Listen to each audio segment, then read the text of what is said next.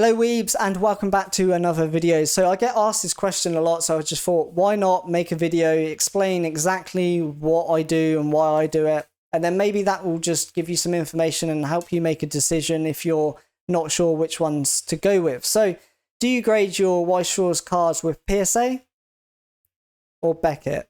Now obviously this is a black label, so in my opinion the preference out of those two is quite clear.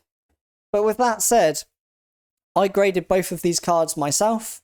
Obviously one with PSA, one with Beckett. Why was that? Now it all comes down to condition of the cards. Before I send any cards to any grading service, I will assess the condition. I don't want to waste my time and money sending cards in that has a surface dent that's quite hard to see and then comes back a PSA 5 or a PSA 6. So when I look at the condition of my cards, if I find any sort of imperfection, centering, whitening, surface scratches, print lines, then they go straight into a pile to go to PSA. If I literally can't find anything at all wrong with the card, then it goes into a pile to go to BGS in hopes of having a chance at a black label. So generally the last BGS submission I'd done, I can't remember how many cards, maybe it was about 15. It's on my YouTube channel. If you want to see it, go watch it. But those cards, I got one black label, the one I just showed you. I got quite a few pristine 10s, so they were only one subgrade away from the black label. And then I think I got a couple of 9.5s here and there, but they were strong 9.5s that had subgrades of 2 10s and 2 9.5s. So they were only one subgrade away from a pristine 10 and 2 away from a black label, so they're still very strong. But with that said, in Weiss, BGS 9.5s typically sell for less than PSA 10s, and when you get those strong 9.5s that have 2 10s for subgrades and 2 9.5s, they are generally much better condition than PSA 10s. They are generally very strong PSA 10s.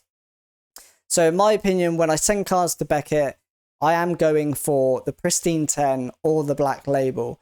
If I get a 9.5, it's not ideal, but I can always maybe resub that, send it into Beckett for a review, or I can crack that and send it to PSA for a PSA 10. So generally when I grade my cards, I don't really sell many of them. I really actually hate selling my cards. I always just want to keep them in my own collection.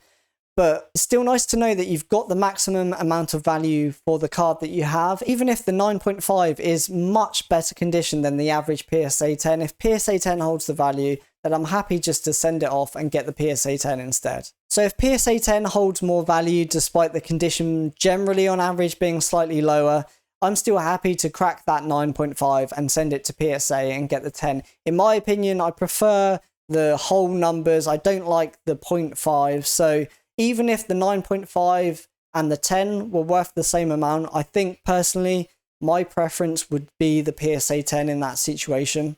Now for a long time, Weiss was mainly only graded with Beckett. You rarely saw a PSA Weiss card anywhere, generally because the print quality is so high. It's a lot higher than most other TCGs like Pokemon, for example. So your chance at a pristine 10 or a black label is just in general a lot higher, but there does seem to be a lot more Weiss PSA graded cards out there now.